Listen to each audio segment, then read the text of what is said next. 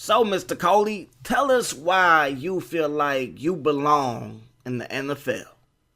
I believe I belong in the NFL because it's been my dream for the longest time. Ever since I can remember, I've been dreaming about moving those chains, picking up first downs, getting into the end zone, putting the team on my back. Now, I wasn't always as good as I was in college. Matter of fact, the only reason why I went to ATU is because they were the first one to give me a scholarship.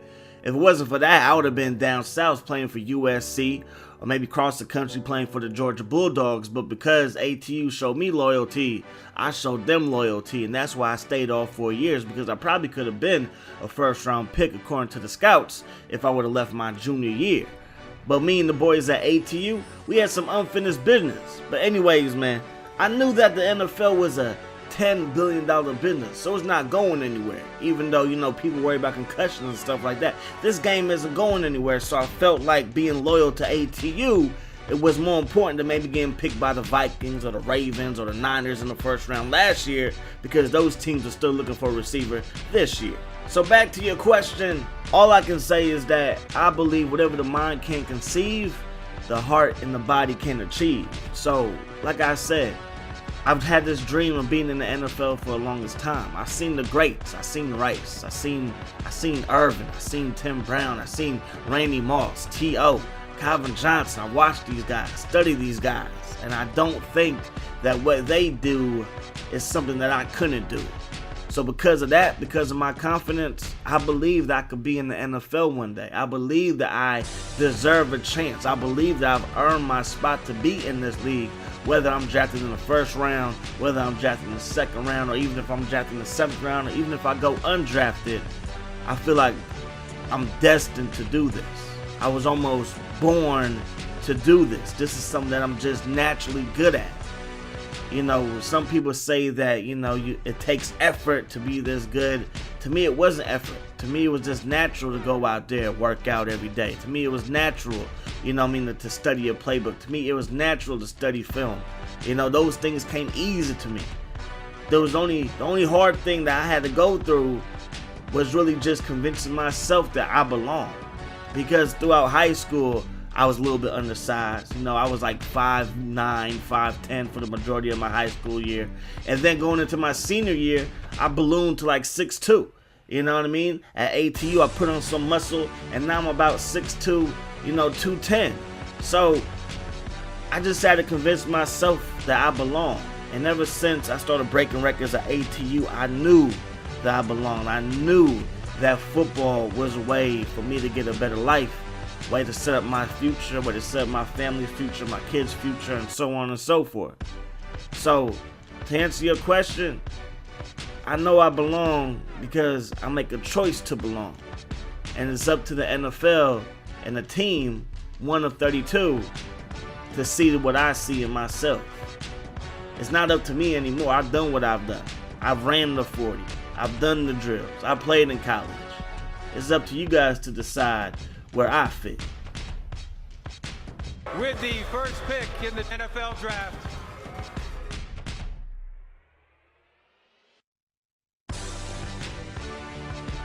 Okay, so you get drafted, and fill us in on somebody that's already had an impact on you, or somebody, that stands out to you so far in the Niners organization. Well, that's not hard. I mean, there's a lot of great people in this organization, from the owners to our new head coach, everybody in the front office, all my teammates and stuff like that. But I would have to say our wide receiver coach, Willie Beeman.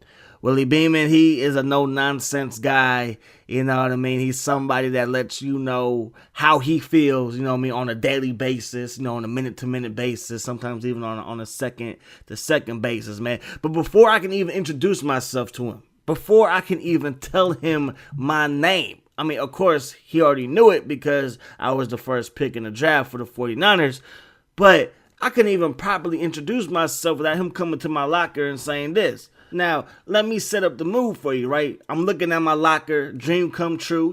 I'm in the NFL stadium, and he comes up, muscle shirt on, right? Cock diesel, guy's big old arms sticking out his shirt. He comes up to me, and he's like, I know all about your records and all your stats. I know that without you, ATU might not be where they're at now.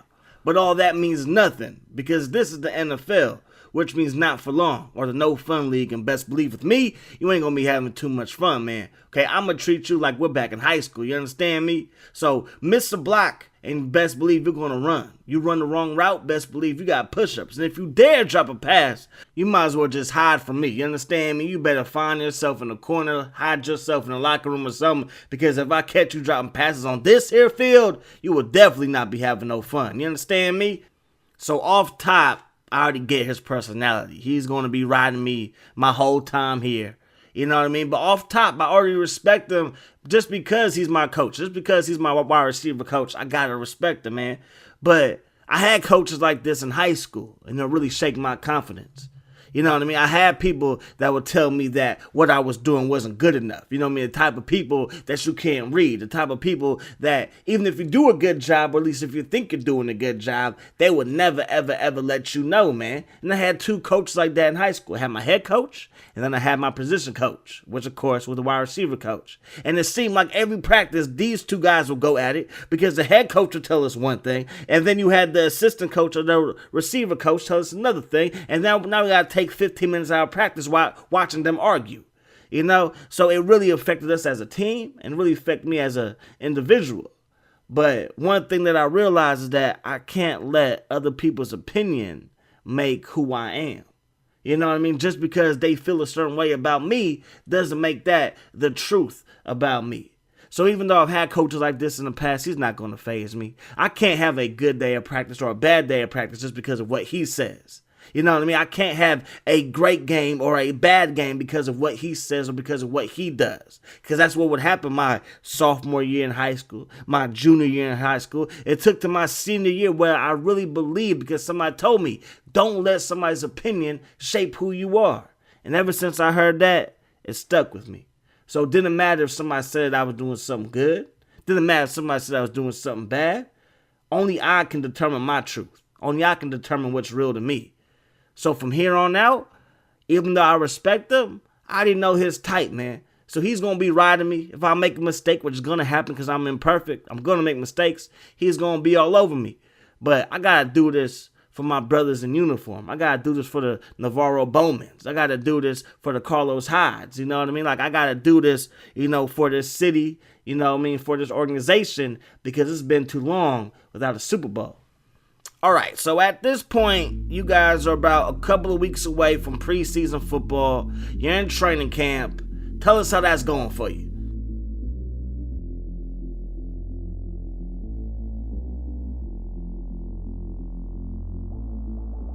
When the night is over